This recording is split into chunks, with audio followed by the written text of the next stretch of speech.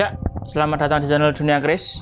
Kembali lagi dengan saya di segmen Bloko Suto, di mana kita akan membahas tuntas perihal fisik daripada keris yang kita maharkan, mulai dari sandangan dan juga bilahnya, serta tidak lupa juga dengan spesifikasi atau deskripsi daripada keris yang kita bahas.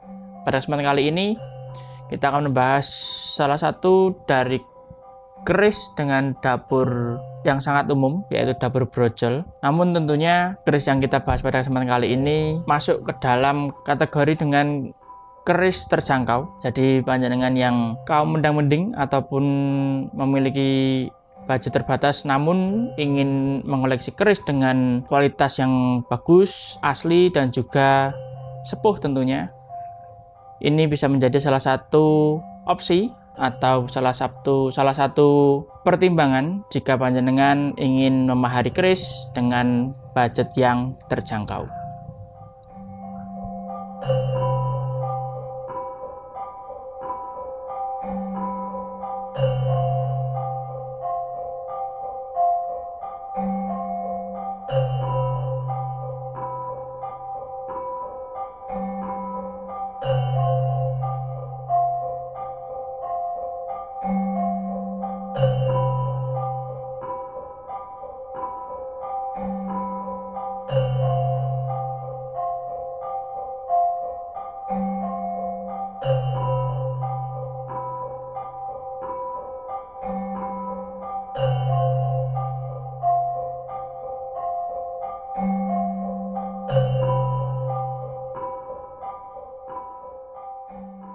Oke, seperti ini untuk sandangannya. Dia menggunakan sandangan langgam Yogyakarta dengan dilengkapi kayu trembalu. Dia menggunakan kayu trembalu untuk warangkannya dan juga deder. Deder ini masuk ke deder lawasan. Di jenis dedernya ke model Taman Ngabeyan dengan bahan kemuning yang dilengkapi dengan mendak cor ya, mendak cor angkup randu, karena dia hanya seperti lempengan saja. Jadi seperti lempengan saja dengan bahan kuningan. Lalu untuk warangka, dia langgam Yogyakarta tadi, masuk ke branggah ya, bukan gayaman. Jadi ladrangnya Jogja itu disebut dengan branggah, yang dilengkapi dengan pendok polos. Pendok polos ini bunton, tanpa ada cukitan, tanpa ada aksen apapun. Jadi hanya polosan saja, utuh, masih bagus. Bahannya dia bahan kuningan. Oke, seperti itu untuk sandangannya. Tidak ada yang spesial, tetapi hanya nilainya saja, nilai lamen atau sepuh. Oke, kita lanjut kepada isinya.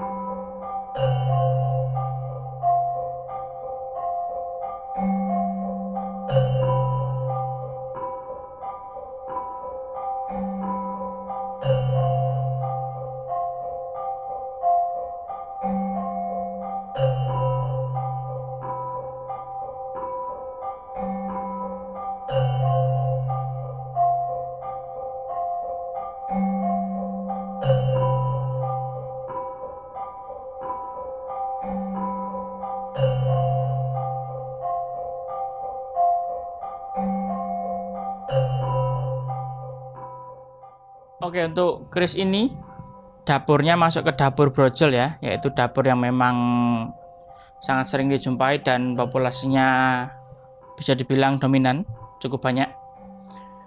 Dengan dapur brojol, ricikan polos, hanya ada pejetan saja tanpa tikel alis dan juga gandik lugas yang tersemat pamor Sebenarnya pamornya cukup bagus karena masuk ke dalam jenis pamor Rojo Abolorojo yang serumpun dengan pamor Dunung Derajat, lalu pamor Gunung Kobong, dan juga pamor Pandito Abolo Pandito. Serumpun, mereka memiliki jenis bentuk yang mirip, namun tetap ada bedanya, tetap ada di pembedanya. Dan pada keris ini masuk ke dalam kategori pamor Rojo Abolorojo yang sebenarnya bisa dihitung jika pamornya lengkap.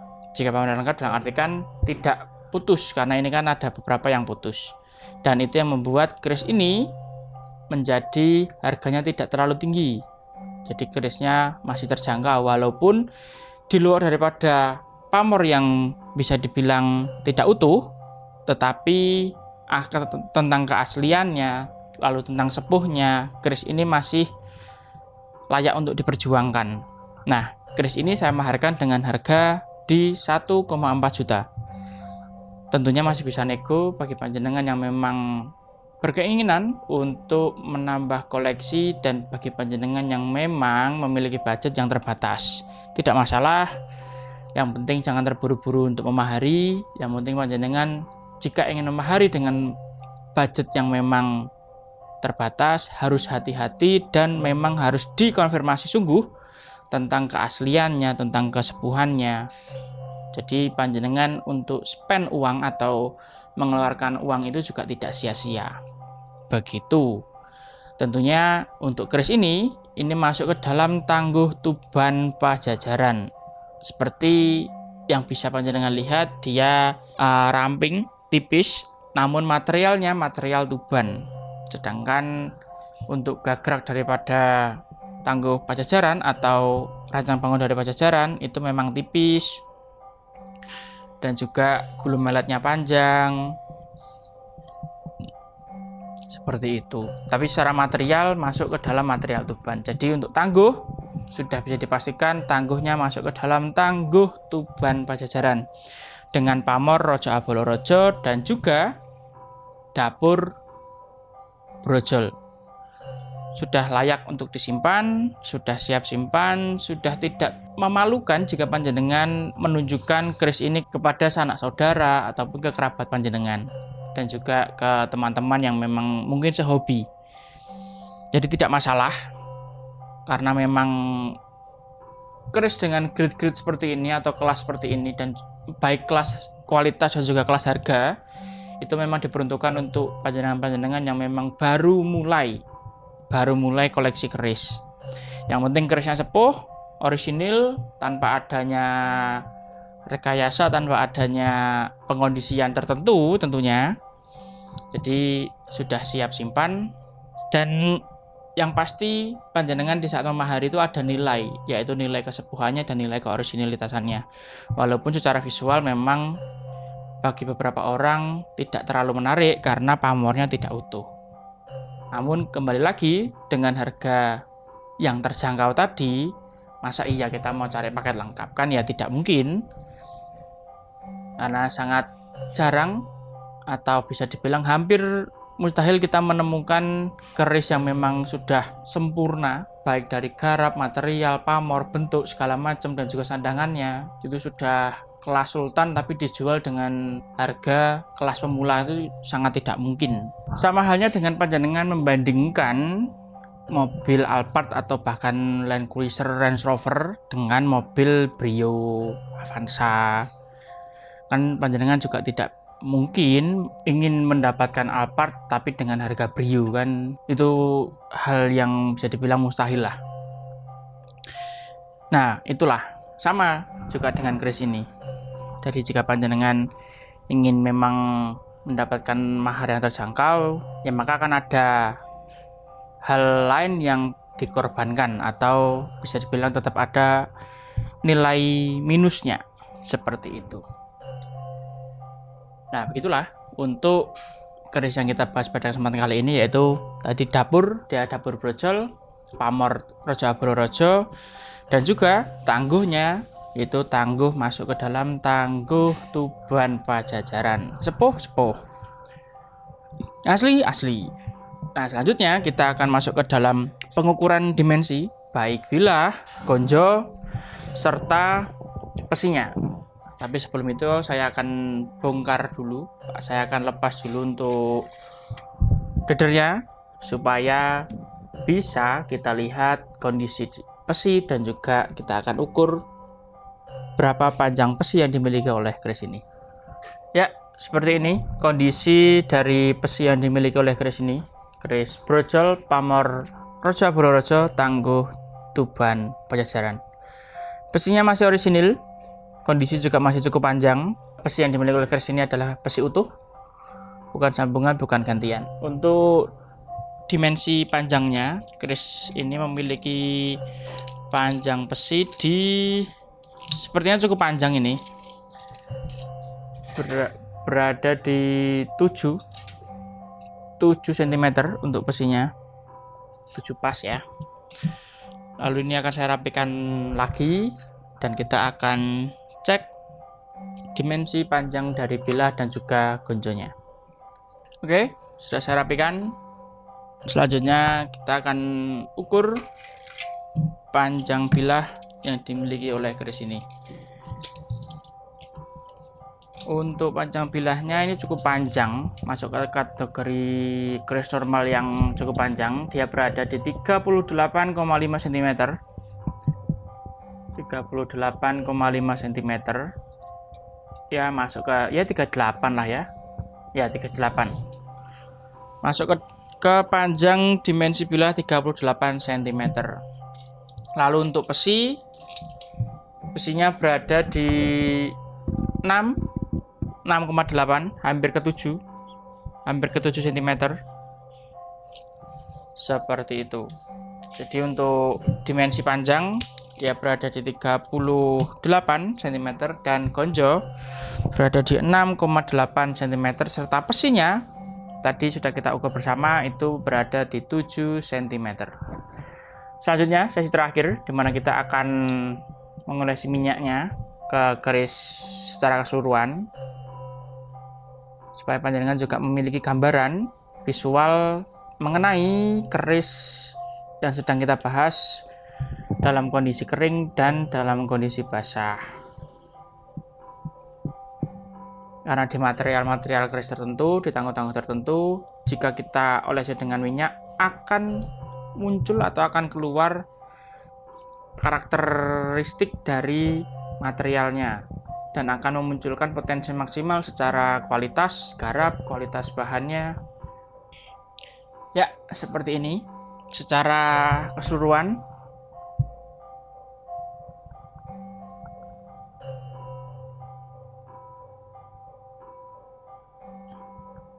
Tampilannya seperti ini untuk keris brojol pamor Rojo Abororojo Tangguh Tuban Pajajaran.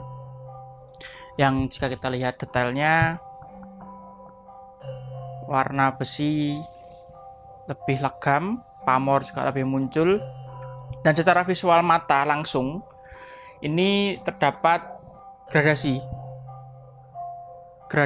ke abu-abuan ya, bukan ke hijau. Jadi gradasi besi ke abu-abu kuning, tapi kuningnya sangat tipis. Nah, ini bisa dilihat, kalau mungkin dari kamera tidak terlalu terlihat, tetapi secara mata langsung, dilihat secara mata langsung, ini terlihat ada gradasi abu-abu kehijauan.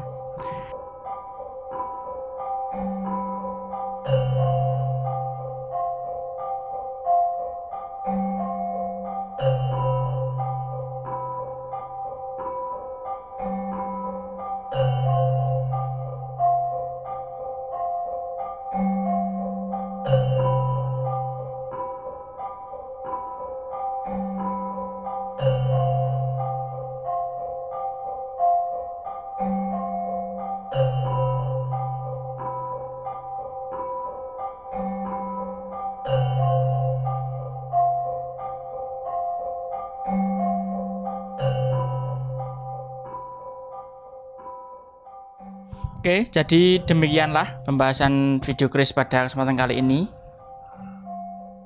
Ya, kembali lagi, ini sangat cocok untuk panjenengan yang memang baru saja masuk ke dalam dunia pertusan ajian dan juga yang memiliki budget terbatas Tidak masalah, tidak usah gengsi, tidak usah malu, tidak usah berkecil hati.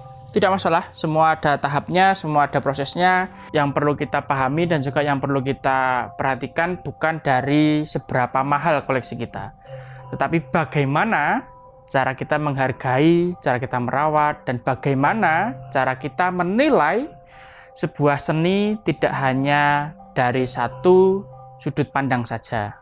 Karena jika kita semakin lebar bisa melihat suatu halnya, maka semakin banyak juga aspek yang akan terlihat oleh kita. Jadi tidak masalah panjenengan jika masih berada di tahap yang memang hanya bisa mengkoleksi keris-keris dengan harga terjangkau.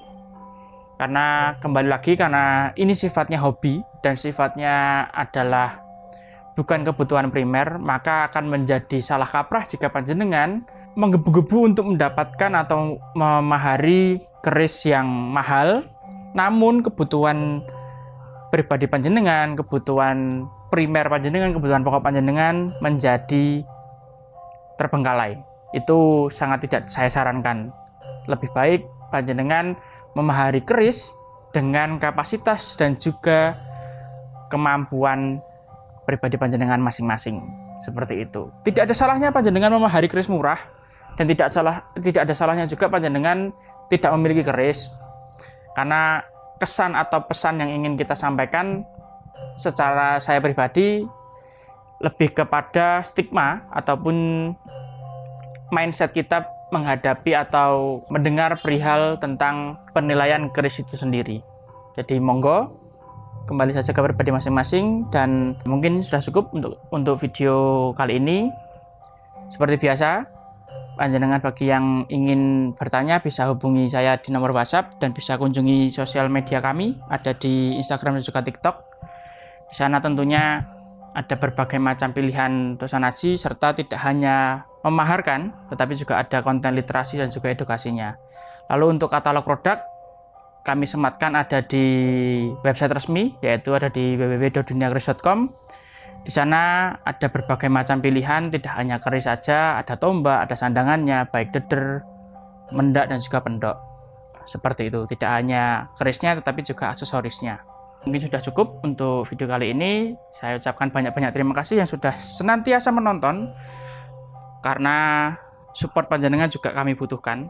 Semoga saja sama-sama kita doakan channel ini bisa semakin berkembang lagi, semakin berkembang, semakin besar, dan semoga semakin bisa membawa dampak positif bagi panjenengan dan juga saya. Begitu akhir kata, salam rahayu, terima kasih, dan rahayu, rahayu, rahayu.